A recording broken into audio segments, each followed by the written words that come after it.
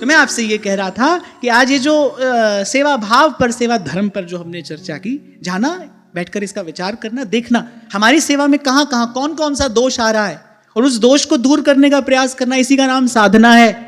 और हमारी तो सबसे बड़ी सेवा यही है भाई, आप अपना जीवन सुंदर बनाओ, आपका जीवन पवित्र हो। जब भी कभी दीक्षा भी होती है तो मैं यही बात कहता हूं, भाई भजन करना, और इसलिए करना हमारा जीवन श्री जी की सेवा के, श्री जी के भजन के योग्य बन जाए। हम किसी भी प्रकार से प्रभु की कृपा से, प्रभु के ही भजन से प्रभु के योग्य बना जा सकता है, और अपने किसी साधन से तो हम प्रभु के योग्य बन नहीं सकते। प्रभु का नाम, प्रभु की कथा, प्रभु का ये गुणानुवाद, ये कथा कीर्तन ही तो भाई भगवान के योग्य बनाएगा। प्रभु के योग्य बनाने की शक्ति प्रभु के नाम में है, प्रभु के रूप में है, प्रभु की लीला में है, प्रभु के धाम में है। तो ऐसे हरि का नाम लेते लेते, भगवान के गुणों का कीर्तन करते करते अपने जीवन को भगवान के योग्य बनाना है। कितनी बार जन्मे भाई, कितनी बार मरे, और अब भी यदि नहीं संभले तो फिर कितनी बार जन्मेंगे, कितनी बार मरेंगे। क्या जीवन की सफलता है? आज जो इंद्र के पद पे बैठा है, आज जो इंद्र के पद पर बैठा है, कल जाने किस गली में कुकर सूकर बना डोलेगा। भगवान की यही भगवान की माया है। ये माया श्री कृष्ण की मोयो सब संसार। इसलिए तो संत सावधान करते हैं, बोले अगर भारतवर्ष की पवित्र भूमि पर तुमको मनुष्य का जन्म मिला है, गोस्वामी जी कह तो रहे हैं, बोले काम से रूप, कामदेव जैसा रूप, और प्रताप दिनेश से, और सूर्य जैसा प्रताप, सोम से सील, चंद्रमा जैसी शीतलता, और गणेश से माने बड़ी मान्यता है आपकी संसार में, बड़ी आपकी जय जयकार होती है, बड़ी ऊंची पद प्रतिष्ठा है आपकी। बोले काम से रूप, प्रताप दिनेश से, सोम से सील, गणेश से माने, शुक से मुनि, सारद से वक्ता, चिरजीवी लोमस से अधिकाने। हरिचंद से सांचे, राजा हरिश्चंद्र के जैसे सत्यवादी हो, हरिचंद से सांचे, विधि से बड़े, ब्रह्मा जैसे बड़े हो, और मघवा से महीप, विषय सुख साने, और इंद्र जैसा सुख तुम्हारे पास में है। बोले ये सब एक तरफ, और एते भये तो कहा तुलसी, जो पे जान की जीवन राम ना जाने। बोले प्रभु से परिचय हुआ कि नहीं? प्रभु के चरणों से प्रेम की डोर बंधी कि नहीं? जब परीक्षा का परिणाम आता है ना, मोटी बात तो यही होती है, भाई पास हुए कि फेल हुए। संसार की परीक्षा में तो होता होगा ऐसे कितने प्रतिशत, फर्स्ट क्लास, सेकंड क्लास। यहां ऐसा कुछ नहीं है। यहां तो परीक्षा के मोटे मोटे दो ही परिणाम आते हैं, पास हुए कि फेल हुए। कुछ भी पाया, तो प्रभु से प्रेम नहीं हुआ तो फेल ही फेल है भाई। क्यों? क्योंकि लौट कर यहीं आना पड़ेगा। और मैंने कहा आज जो इंद्र के पद पे बैठा है, कल किसी गली में कुकर सूकर हुआ डोलेगा। ऐसा होता ही आया है और ऐसा होता ही रहेगा। क्षीणे पुण्य मर्त्यलोकम विशंति, भगवान गीता में स्वयं कह रहे हैं।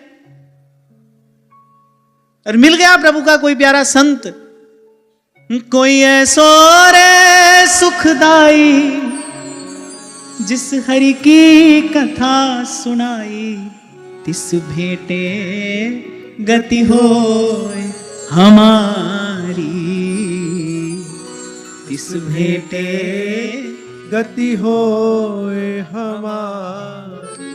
तो बोले फिर बात बन गई। संत मिला, वो सुनाएगा भगवान की कथा। बोले देखना काग जैसा मन उजला हो जाएगा। पहले ये मन काग था, करता जीवन घात, अब तो मन हंसा भया और मोती चुग चुग खात।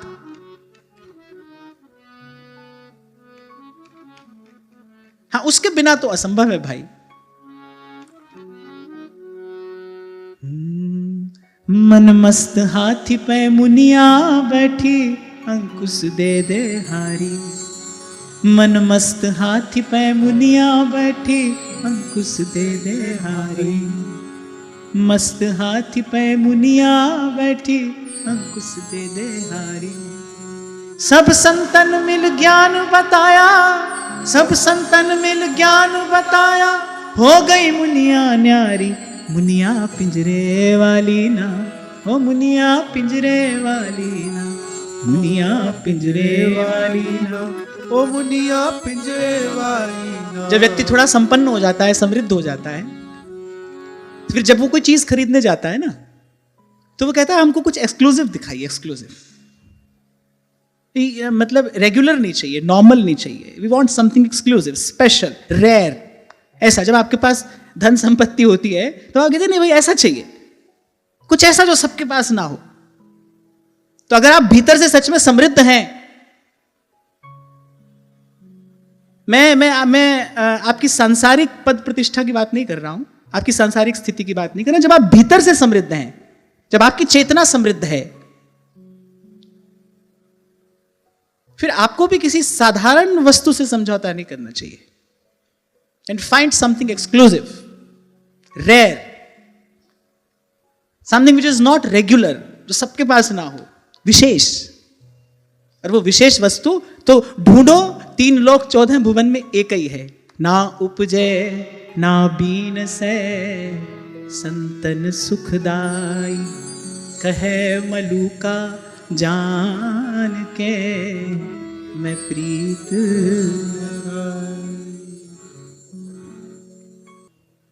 यही तो कसौटी है स्वयं को कसने की। भीतर से कितना समृद्ध हुए आप। मैंने कहा ना कि हंस देते हैं महादेव मां भवानी से ये कहते कहते, बोले जीव बड़ा भ्रम में है, उसको लगता है मैंने कमा लिया, मैंने बना लिया, मैं बन गया। बोले ऐसा कुछ नहीं है। जी ही जस जग रघुपति करही, सोती ही छिन तस हो। फिर प्रभु जिसको जैसा कर देते हैं वो वैसा हो जाता है। ज्ञानी मूढ़ ना कोय, बोले बिहसी महेश तब। गोस्वामी जी ने यहां बिहसी शब्द का प्रयोग किया है। बिहसना कहते हैं ठहाका मार के हंसना। महादेव ऐसे हंसते हुए बात कह रहे हैं, बोले बिहसी महेश तब, बोले ज्ञानी मूढ़ ना कोय, जी जस जग रघुपति करही, सोती ही छिन तस होए। उमा दारू जोशित की नाई, सबही न चावत राम गुसाई। तो भाई बाहर जो आपके पास है वो तो आपके प्रारब्ध का फल है, आ रहा है जा रहा है, ठीक है, वो जो है सो ठीक है। और मैं तो कहता हूं उसका भी आप कितना सदुपयोग कर पाए, ये बात महत्वपूर्ण है। आपके पास कितना है इससे कोई प्रयोजन नहीं है, आप कितना सदुपयोग कर पाए। आपके पास ये विवेक था कि नहीं था? कई बार मैंने आपसे कहा 100 कमरे का घर बना लो, महल बना लो, एक में ही तो रहोगे, एक साथ 2 में रह सकते हो? बताओ, है आप में इतनी सामर्थ्य? आप अब अपनी इस अल्पता का विचार मनुष्य को करना चाहिए, उसको अपनी अल्पता का विचार करना चाहिए, उसको अपनी इस असमर्थता का विचार करना चाहिए। आप बना लीजिए 1000 कमरों का महल, आप एक से अधिक में एक साथ रह सकते हैं कि नहीं? नहीं। आप सारे संसार का भोजन अपने घर में भर लो, आप अपनी भूख से ज्यादा खा सकते हो कि नहीं? नहीं खा सकते। खाओगे तो रोगी हो जाओगे, आपके पास सामर्थ्य नहीं है। इसलिए पुण्य से, प्रारब्ध से अगर प्रभु ने दिया है, फिर यह देखो कि संपत्ति के साथ साथ सुमति भी दी है भगवान ने, है विवेक उसका सदुपयोग करने का, काम आए किसी के। अरे साधारण भी एक व्यक्ति यहां तक पहुंच गया और कहता है ये जिंदगी उसी की है जो किसी का हो गया, तो ठीक है, मैं तो कहता हूं वो जो है सब प्रभु की कृपा है, अच्छा है। पर वहां पर भी एक प्रश्न ये अवश्य है, आपने सदुपयोग किया कि नहीं किया? और अगर आप भीतर से समृद्ध हुए हैं, फिर तो इस बात का निरंतर विचार होना चाहिए, भाई अब हमको साधारण वस्तु नहीं चाहिए, अब हम भीतर से समृद्ध हैं, अब विशेष वस्तु चाहिए, एक्सक्लूसिव, सुपर एक्सक्लूसिव, दुर्लभ। दुर्लभ ये मैंने ऐसा देखा है ना, मैंने ऐसा देखा है।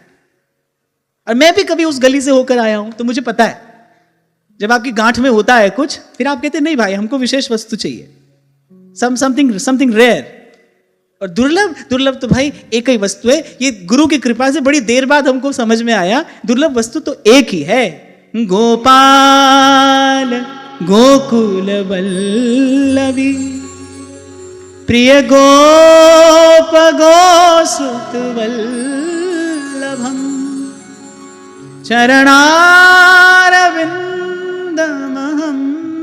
भजे, भजनीय सुरमुनि दुर्लभम, चरणारविंदमहं भजे, भजनीय सुरमुनि दुर्लभम। दुर्लभ वस्तु तो एक ही है। So if you are really rich, if you have that real richness, then go for this. इस दुर्लभ वस्तु को प्राप्त करिए, क्योंकि किसी भी दृष्टि से विचार करिए, जीवन की अंतिम और जीवन की वास्तविक सफलता यही है, यही है। ज्ञान सहित नरदेह वर भरत खंड में हुई। इतना बानक प्रभु की कृपा से अगर बन गया, आपको भारत की भूमि पर मनुष्य का जन्म मिला, तो अब तो फिर सकल सयानप छाड़ भज, दुर्लभ है यह बार। तो ब्रह्मा जी ने कहा तुमसे बड़ा प्रसन्न हूं। और फिर माता देवहूति से भी ब्रह्मा जी ने कहा कि ये जो तुम्हारे गर्भ से जन्मे हैं, बोले इनमें कभी साधारण बुद्धि न करना, ये ऋषियों के मुनियों के आराध्य हैं, ये सब लोगों के एकमात्र स्वामी हैं।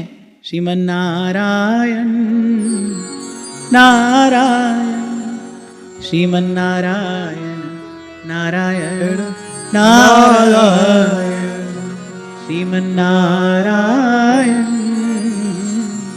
नारायण श्रीमन नारायण नारायण नारायण। वो अलौकिक ज्ञान जो काल के क्रम से लुप्त हो गया था, फिर उस अलौकिक ज्ञान को पुनः प्रकट करने के लिए ब्रह्मा जी ने कहा तुम्हारे गर्भ से श्री हरि का यह अवतार हुआ है। कपिल के नाम से ये तीनों लोकों में विख्यात होंगे और अविद्या जनित मोह की ग्रंथि को काट कर पृथ्वी में स्वच्छंद विचरण करेंगे और समस्त सिद्धों के स्वामी होंगे। फिर ब्रह्मा जी ने यह भी आज्ञा दी कि जो 9 कन्याएं हैं इनका विवाह कर देना। महान सती अनुसुईया ये श्री कर्दम जी और श्री देवहूति जी की ही पुत्री थी, जिनका विवाह श्री अत्रि मुनि के साथ में हुआ। उनका स्मरण भी मन को पवित्र करने वाला है। पंचसतियों में उनका नाम मूर्धा पर है। तो 9 कन्याओं का विवाह कर्दम जी ने किया।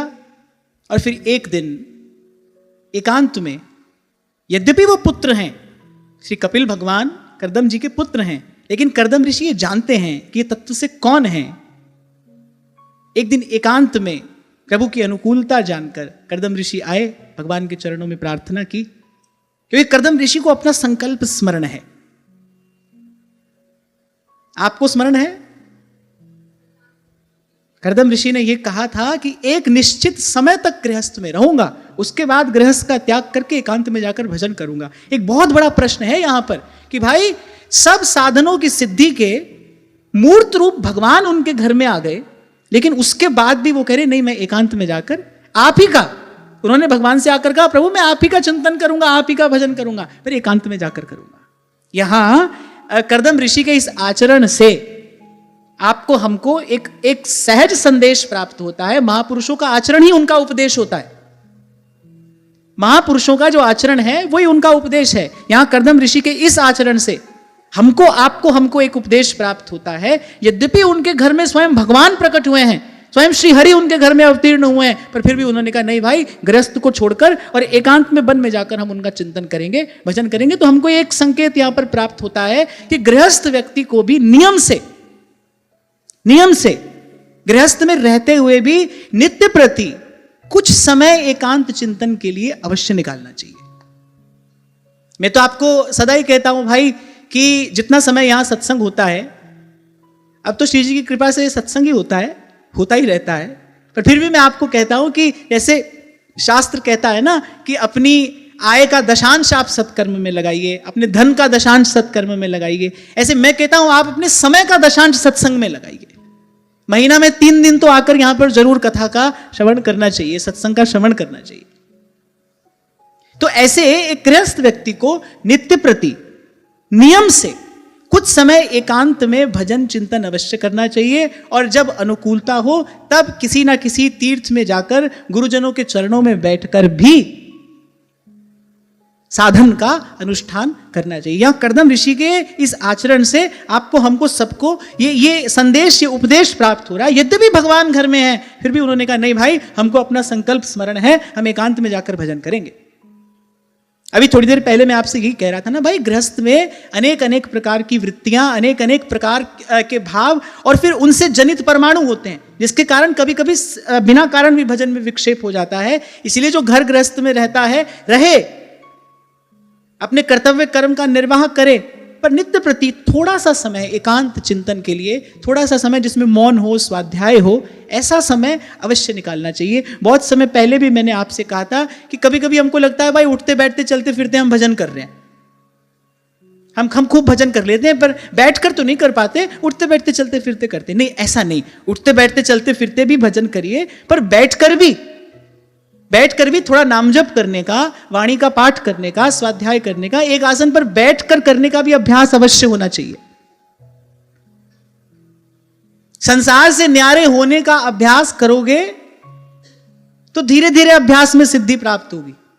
लगता है ऐसे सब छोड़ के आ जाएंगे और यहां वृंदावन में रहकर भजन करेंगे। मैंने इसीलिए थोड़ी देर पहले आपसे कहा, आ भी जाओ तो भी भाई सेवा करते करते ही भजन करना पड़ता है। बड़ी देर के बाद एकांतिक आनंद की उपलब्धि होती है, बड़ी देर के बाद। सरल नहीं है वो रास्ता, सरल नहीं है। मैंने तो संतों के मुख से सुना है भाई, जो एकांत में पवित्र रहे वही सच्चा साधु है, क्योंकि एकांत आपको अनेक अनेक प्रकार के चिंतन की ओर लेकर जा सकता है। यदि आपकी भूमिका, आपकी नींव पक्की नहीं हुई तो एकांत में यहां वहां फिसल जाने का भी भय है। थोड़ा थोड़ा उसका अभ्यास करना चाहिए, धीरे धीरे, हो सके तो धीरे धीरे फिर उस समय को बढ़ाइए। 15 मिनट से आरंभ करो। 15 मिनट आपको मौन रहना है, मौन रहते रहते नाम जप करना है, या फिर आपको स्वाध्याय करना है, लेकिन सबसे अकेला होकर, सबसे न्यारा होकर, सबके साथ रहते हुए भी ये थोड़ा सा अभ्यास आपके सबके जीवन में अवश्य होना चाहिए। परमहंस योगानंद ये बात कहते थे, मुझे बड़ी अच्छी लगती है उनकी ये बात। वो कहते थे कि इस जगत प्रपंच से न्यारा होने का भी तो कुछ अभ्यास होना चाहिए ना आपके जीवन में। एकांत में बैठकर इस बात का चिंतन करो, नहीं भाई यहां मेरा कोई नहीं है, यहां मैं किसी का नहीं हूं, ये सब एक स्वप्न के जैसा है, आज है कल नहीं रहेगा, और जो जैसा आज है वो वैसा कल नहीं रहेगा, क्योंकि वैसा कल था नहीं, कल रहेगा नहीं। इस प्रकार बार बार अनेक बार संसार की क्षणभंगुरता, संसार की असारता, संसार की अनित्यता का अभ्यास करते करते फिर धीरे धीरे इस ओर रुचि कम होगी आपकी। ऐसे आवेश में आकर, ऐसे आपने किसी को देखा, किसी को सुना और झटपट यहां पर आकर बैठ गए। आजकल तो ऐसे बाहर देखो कितने बड़े बड़े बोर्ड लगे हैं, 3 लाख रुपए में ब्रजवासी हो जाइए, 5 लाख रुपए में वृंदावन वासी हो जाइए। 2-5 लाख से वृंदावन वास होता है, हो सकता है, सोचो। नहीं, उसके लिए आपको एक मानसिक परिपक्व स्थिति की आवश्यकता है। जहां हो वहीं रहते रहते उसका अभ्यास करते करते वहां तक पहुंचा जाता है, और पहुंचना चाहिए। तो जब मैं आज इस प्रसंग का चिंतन कर रहा था तो मेरे मन में बात आई, मैंने कहा देखो कर्दम ऋषि के घर तो भगवान अवतीर्ण हो गए, फिर भी वो कह रहे नहीं मैं एकांत में जाकर प्रभु आपका ही भजन करूंगा। भगवान के चरणों में जाकर यही प्रार्थना की। 3 श्लोक बड़े सुंदर हैं, कर्दम जी ने कहा प्रभु से जाकर, अहो पापच्यमानाना निरये स्वैरमंगलैः कालेन भूयसा नूनं प्रसीदन्ति ह देवता। मैंने अपने पाप कर्मों के कारण इस दुख रूप संसार में पीड़ित होते हुए मनुष्य पर बड़े देवता तो बहुत काल बीत जाने पर प्रसन्न होते हैं। अब एक और बात यहां कर्दम ऋषि की सुन लो ध्यान से। वो कह रहे हैं किसी भी देवी देवता की आराधना करोगे, बिल्कुल ठीक प्रकार से विधि निषेध की सीमा में रहकर बड़ी देर तक उसकी आराधना करोगे, तब वो थोड़ा टस से मस होगा, तब तुम्हारी तरफ देखेगा। अब वो कोई भगवान तो है नहीं कि तुम्हारी तरफ देखेगा और तुम्हारा काम बन जाएगा। फिर देखेगा, फिर सोचेगा। अब क्या होता है ना, देवता बड़े विलासी हैं। अब देवता बड़े विलासी हैं। अब किसी बड़े आदमी के यहां तुम उससे मिलने के लिए जाओ तो सेवक कहेगा कि हाँ सेठ जी अभी आ रहे हैं, आप बैठिए, सेठ जी अभी आ रहे हैं। अब सेठ जी को तो भाई अपनी कुर्सी से हिलकर वहां तक आने में घंटा भर लग जाती है। अब सेठ जी हैं भाई। तो ऐसे देवता बड़े विलासी हैं, पहले देखेंगे तुम्हारी तरफ, फिर अपने असिस्टेंट से कहेंगे भाई देखो ये ठीक प्रकार से सब कर रहा है कि नहीं, फिर जब तुम भली प्रकार से विधि निषेध से युक्त होकर आप पूजा आराधना कर रहे होंगे, तब बड़ी देर के बाद सोचेगा भाई चलो चलें। तो यहां कर्दम ऋषि कह रहे भाई ये जो दुख रूप संसार है, पाप कर्मों के कारण जीव इतना दुख पा रहा है, बोलिए देवता लोग तो बड़ी देर में प्रसन्न होते हैं, और प्रभु आप तो आशुतोष हैं। कर्दम ऋषि ने कहा कि आप तो आशुतोष हैं प्रभु, अरे हम जैसे गृहस्थों के घर आंगन में आप प्रकट हो गए, किंचित भी आपने हमारे द्वारा की जाने वाली अपनी अवहेलना की ओर ध्यान नहीं दिया। कई बार आपसे कहता हूं ना मैं कि 32 सेवा अपराध बताए गए हैं भक्ति शास्त्रों में, और मैं आपको बताऊं तो आपको लगेगा भाई ये हमसे रोज ही होते हैं, किसी ना किसी प्रकार से कोई ना कोई अपराध हमसे बनता ही है। ठाकुर जी तो कुछ नहीं कहते। अवगुण करे समुद्र सम, गिनत ना अपनो जान, और राई के सम भजन को मानत मेरु समान। बोले हमारे द्वारा आपकी कितनी अवज्ञा कितनी अवहेलना होती है, पर प्रभु आपने उसका कुछ भी विचार नहीं किया, और आप हम जैसे गृहस्थों के घर आंगन में आकर प्रकट हो गए। ऐसा स्वभाव तो प्रभु केवल आपका ही है, और भजनीय भी केवल आप ही हैं। इसीलिए सूरदास कह रहे हैं, और देव सब रंग भिखारी, और देव सब रंग भिखारी, त्यागे बहुजू अनेरे, जो हम भले बुरे सो तेरे, जो हम भले बुरे सोते। अरे जिनके स्वरूप को योगी जन अनेक अनेक जन्मों की साधना के बाद केवल अपने उर अंतर में देखने का अभ्यास करते हैं, पर सफल नहीं हो पाते, इतने दुर्लभ हैं आप। बोले वो अपने सहज स्वभाव के कारण, अपने प्रेम पूरित स्वभाव के कारण, बोले हम जैसे गृहस्थों के घर आंगन में प्रकट हो गए। भगवान ने कहा भाई हमने तुमको वचन दिया था, हम सत्य संकल्प हैं, अपने वचन को पूरा करने के लिए हम तुम्हारे घर आंगन में प्रकट हुए हैं। कर्दम ऋषि ने कहा फिर हम भी तुम्हारे पिता हैं। बोले हमने भी ये संकल्प किया था, एक समय तक गृहस्थ में रहेंगे और उसके बाद एकांत में जाकर आपका चिंतन करेंगे, तो अब हमारे भी संकल्प के पूर्ण होने का समय आया है। आए तो आपसे आज्ञा लेने हैं, क्योंकि हम ये जानते हैं कि हमारे संकल्प से कुछ होने का नहीं है। जब तक आपकी आज्ञा नहीं होगी, जब तक आपकी कृपा आपकी अनुकूलता नहीं होगी, तब तक हमारा शुभ संकल्प सफल नहीं होगा। लेकिन आपके चरणों में यही विनय, यही प्रार्थना लेकर आए हैं कि अब आप हमारे अनुकूल होइए और हमको एकांत में जाकर भजन करने की आज्ञा दीजिए। एक टक आपके इसी रूप का दर्शन करते करते मैं जाऊंगा, और सतत निरंतर इसी रूप को अपने मन मानस में, अपने घट मंदिर में विराजमान करके इसी स्वरूप का चिंतन करते करते मैं मुक्त होना चाहता हूं, कृतार्थ होना चाहता हूं। तो भगवान ने प्रसन्नता पूर्वक कहा, मामात्मानं स्वयं ज्योति सर्वभूत गुहाशयम्, आत्मन्येवात्मना वीक्ष्य विशोको भयमृच्छसि। भगवान ने कहा तथास्तु, ऐसा तुम्हारे मन का मनोरथ है अवश्य ही पूर्ण होगा। बोले शीघ्र ही सब प्रकार के भय बंधनों से मुक्त होकर उस निर्भय अमर पद को तुम प्राप्त करोगे। यहां यही बात सबसे सुंदर मुझे विचारणीय चिंतनीय प्रतीत हुई। यद्यपि भगवान घर में है, पर उन्होंने कहा प्रभु आपका संकल्प था, आपने अपना संकल्प पूर्ण किया, आप हमारे घर में पुत्र होकर आ गए, अब हम भी अपना संकल्प पूर्ण करेंगे। और महापुरुष को अपने आचरण के द्वारा ही तो लोक को उपदेश देना होता है। जैसे थोड़ी देर पहले मैंने आपसे कहा ना, हो सकता है महापुरुष उपदेश न करे। महाराज जी, स्वामी श्री शरणानंद जी महाराज तो बार बार यही कहते थे। आपसे भी जो प्रसाद मुझे मिला, उसमें इस वाक्य की अनेक बार पुनरावृत्ति हुई। वो कहते थे भाई हम तो कोरे उपदेश देने को सबसे निम्न कोटि की सेवा मानते हैं। ये जो कोरा उपदेश देना है, बोले तो सबसे निम्न कोटि की सेवा है। उत्तम सेवा तो यही है कि उज्जवल आचरण करके एक ज्योति स्तंभ की प्रतिष्ठा इस संसार में की जाए, उज्जवल आचरण करके। हमारे महाप्रभु जी का जस निर्मल क्यों है? आचरण करके दिखाया। सेवक का जीवन कैसा होना चाहिए? व्यास जी आए, महाप्रभु रसोई में दाल बना रहे हैं। नाहरमल जी क्या देखते हैं? नंगे पांव छोटी छोटी लकड़ी बीन कर अपने उत्तरीय वस्त्र में रख रहे हैं। कौन? प्रकट प्रेम को रूप धरे, श्री हरिवंश उदार, वृंदावन रस कहन को प्रकट धर्यो अवतार।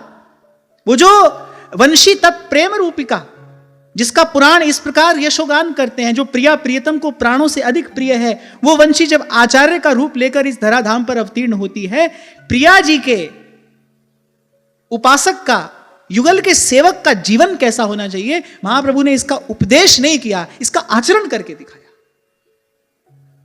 इसीलिए आचार्य हैं।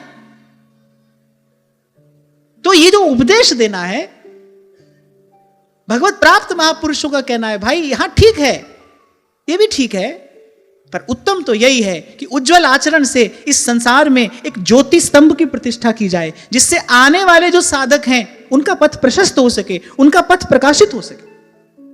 खूब मौज से कर्दम ऋषि घर में रहकर नित्य भगवान का दर्शन भजन कर सकते थे, पर उन्होंने कहा नहीं, मैंने भी संकल्प किया था एक निश्चित समय तक गृहस्थ में रहूंगा, और यदि मैं आज गृहस्थ का त्याग करके वन में, मैं आज वानप्रस्थ होते हुए सन्यासी नहीं होता, तो बोले मेरे पीछे मेरे पद चिन्हों का अनुसरण करने वाले, बोले वो तो कहीं से कहीं पहुंच जाएंगे। महाराज जी, शायद आपने ही मुझे बहुत साल पहले सुनाया था श्री रामानुजाचार्य भगवान के जीवन की घटना, कि जब एक दिन कुछ अशक्त होने के कारण जब सूर्य नारायण को अर्घ देने के लिए वो उठ नहीं पा रहे थे, शायद अवस्था बहुत अधिक हो गई थी, तो उनके सेवकों ने कहा कि भगवान आपके लिए हम कुछ ऐसी व्यवस्था कर देते हैं कि आप बैठे बैठे ही सूर्य भगवान को अर्घ दे दिया करिए। तो आचार्य प्रभु क्या उत्तर देते हैं? बोले अगर आज मैं बैठे बैठे अर्घ देता हूं तो कल तुम लेटे लेटे देने लगोगे, क्योंकि काल के क्रम से विकृति आती है, पता भी नहीं चलता आ जाती है। काल के क्रम से विकृति आती है और आती ही है। कितना भी बढ़िया दूध हो, थोड़े समय बाद खराब हो जाएगा कि नहीं हो जाएगा? आपने समय रहते उसका उपयोग नहीं किया तो वो खराब हो जाएगा, उसमें विकार उत्पन्न हो जाएगा। जल में विकार उत्पन्न होता है, फल में विकार उत्पन्न हो जाता है, ऐसे ही परंपराओं में भी सहज विकृतियां आ जाती हैं। तो आचार्य महाप्रभु की जो ये बात है बड़ी महत्वपूर्ण है। उन्होंने कहा यदि मैं बैठे बैठे अर्घ देने लगा, कल तुम लेटे लेटे देने लगोगे।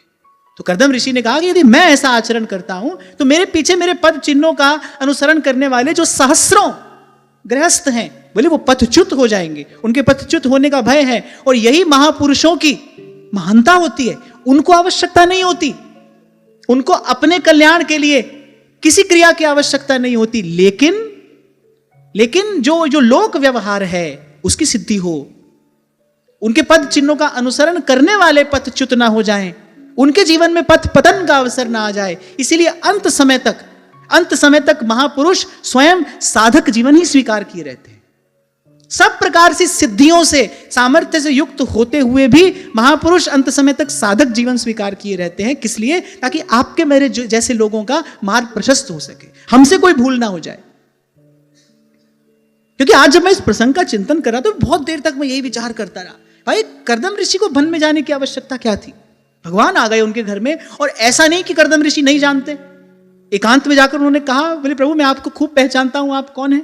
कह अपने पुत्र से रहे हैं, पर कह रहे प्रभु मैं आपको जानता हूं, आप कौन हैं? आप ही योगियों के आराध्य हैं, आप ही हैं शंकर जिनका अपने मन मानस में निरंतर ध्यान करते हैं।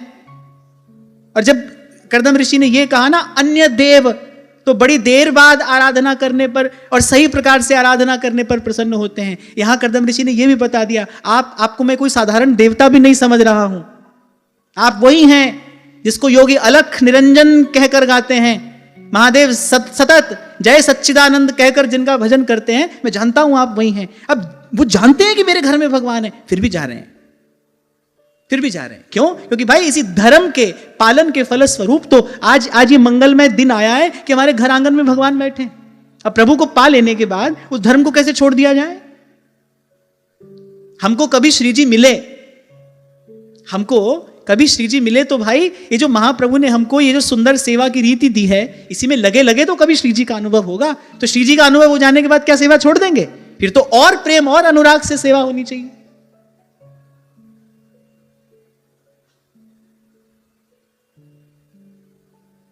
तो भगवान से आज्ञा पाकर, भगवान से आशीर्वाद लेकर, ये नहीं सोचा भाई हम पिता हैं, ये पुत्र हैं, नहीं, ये प्रभु हैं, हमारे घर आंगन में अपनी कृपा से अवतीर्ण हुए हैं। उन्होंने कहा कि हम जैसे तो आपकी कोई पूजा, कोई सेवा, आराधना कर नहीं सके, हमारे द्वारा की जाने वाली आपकी पूजा सेवा आराधना में तो कितनी त्रुटियां हुई, हमने जाने अनजाने आपकी कितनी अवज्ञा कितनी अवहेलना की, पर आपने किसी भी त्रुटि की ओर ध्यान नहीं दिया। आप अपने सहज स्वभाववश हमारे घर आंगन में आ गए। अब हमारा भी कर्तव्य यही है कि अपने जीवन की सब त्रुटियों को दूर करके हम अपने जीवन को, हम अपने मन मानस को आपके विराजमान होने योग्य बनाएं। देखो यहां एक बात मुझे आपको विश्राम के समय ये कहनी है, हमको महाप्रभु जी मिले, महाप्रभु जी की कृपा से हमको सहज में ये देव दुर्लभ रसरीति प्राप्त हो गई। अब भाई इसके प्रति हमारा भी तो कुछ कर्तव्य है। हम क्या वैसे के वैसे मैले कुचैले ही बने रहेंगे? हमारा भी तो इसके प्रति कोई कर्तव्य है। हमको ऐसा प्रसाद मिला है, अब भाई हमको भी तो अपने जीवन को श्री जी के योग्य बनाना है ना। और मैं तो कहता हूं कि हम बने न बने, हम कुछ कर पाए न कुछ कर पाए, लेकिन हमको करने का प्रयास सतत करना चाहिए, निरंतर करना चाहिए, बिना थके करना चाहिए। मैं आपसे सदा कहता हूं मैं कुछ भी कर लूं, लेकिन मेरे पास वो शब्द नहीं है जिससे मैं आपको यह बता सकूं कि आपको हमको क्या मिल गया है। मैं तो इतना ही कहूंगा, भ्रम भूल में भटकते बस उदय हुए जब भाग, मिला अचानक गुरु मुझे लगी लगन की ला। ये दो पंक्तियां मुझे बड़ी प्यारी हैं। श्री स्वामी जी महाराज कह रहे हैं, बोले भ्रम भूल में भटकते, अरे हम तो वही भ्रम भूल में भटक रहे थे, कह रहे मिला अचानक, बोले बस ऐसे ही अचानक प्रभु की कृपा हो गई, संत मिल गया। कोई ऐसो रे सुखदाई जिस हरि की कथा सुनाई और जिस भेंटे गति हुए हमारी, हमको संत मिल गया। ऐसे ही भाई हम भी भटक रहे थे और भटकते रहते, हमको महाप्रभु जी मिल गए। महाप्रभु जी ने हमें प्यार करना सिखाया, जिन्होंने हमें प्यार करना सिखाया। अब भाई अब उन्होंने तो हमको जो देना था दे दिया। महाप्रभु के भंडार में श्री जी के चरणारविंद से सुंदर, श्रेष्ठ, उज्जवल, उत्कृष्ट, अमूल्य और कौन सी वस्तु है? महाप्रभु जी ने हमें उन चरणों के भजन का अधिकार दे दिया, उन चरणों की सेवा का अधिकार दे दिया। और वो हमें क्या देंगे? उन्होंने तो भाई हमको अपना सर्वस्व दे दिया। हम कपटी हैं, हम स्वार्थी हैं, हम कपटी हैं, हम स्वार्थी हैं, हम अपना आपा उनको आज तक समर्पित नहीं कर पाए, हम अपने आप को उनको नहीं दे पाए, हम कहां सेवक हो पाए। आज जहां से मैंने चर्चा आरंभ की, जब गोस्वामी जी बताते हैं भाई ये हो तो सेवक है। सहज स्नेह स्वामी सेवकाई, स्वार्थ छल फल चार बिहाई, आज्ञा सम न सुसाहिब सेवा, सो प्रसाद पावे जन दे। अरे सेवक हो जाने के बाद तो प्यास ही एक रह जाती है, कब स्वामी पुकार कर हमको सेवा की कोई आज्ञा दे दे। करे सो प्रसाद पावे जन देवा, आज्ञा सम न सुसाहिब सेवा। बोली सखी कहती है कि नहीं, कब टेर के निकट बिठा। हे स्वामिनी, अनंत अनंत आपकी सहचर्या हैं, रूप गुण संपन्ना है। मैं दीनहीन हूं, पर फिर भी मेरे मन में ऐसी एक अभिलाषा जगी है, कभी आप मुझे मेरा नाम लेकर पुकारे और अपनी कुंज की कोई सेवा करने के लिए कहें। कब टेर के निकट बिठाओ, कब अपनो भाग बनाओ, कब बाह गहो हंसनी की, कब करूं भावती जी की। मेरी स्वामिनी प्यारी राधा, जय राधा रूप अगाधा। और प्रभु से आशीर्वाद लेकर गए थे। कर्दम ऋषि को तो सफल होना ही था। वासुदेवे भगवती सर्वज्ञे प्रत्यगात्मनि, परेण भक्ति भावेन लब्धात्मा मुक्त बंधना। भगवान में अपने हृदय को स्थिर किया, सब बंधनों से मुक्त हो गए। एक बात कहकर मैं अपनी वाणी को विराम दूंगा। यहाँ एक संकेत आपको हमको और मिल रहा है कि मुक्ति नाम की कोई वस्तु यदि प्राप्त होती है तो वो जीते जी ही प्राप्त होती है, मरने के बाद नहीं। तो जब तक जीवन है तभी तक मुक्त होने का प्रयास किया जा सकता है। मरने के बाद कोई मुक्ति नहीं है। मरने के बाद तो पुनर्जन्म है, मरे तो फिर जन्मना पड़ेगा। जो जीते जी मुक्त हुआ है, जिसने जीते जी अपने सब बंधनों को कटते हटते देख लिया है, वही धन्य है, वही धन्य है। उसी ने कि मानव जीवन का परम फल परम लाभ पाया है।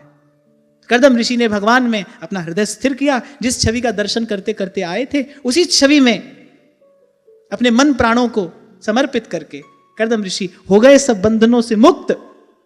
और इस प्रकार इच्छा और द्वेष से रहित, सर्वत्र समबुद्धि और भगवत भक्ति से संपन्न होकर श्री कर्दम जी ने भगवान का वो परम पद प्राप्त किया जहां से कोई लौट कर नहीं आता। इच्छा द्वेष विहीनेन सर्वत्र समचेतसा भगवद भक्ति युक्तेन प्राप्ता भागवती गति। आज की वार्ता ही श्री जी के चरणों में निवेदन करता हूं। महाराज श्री के चरणों में प्रणाम। आप सबके हृदय स्थित प्रभु को, भाव प्रभु को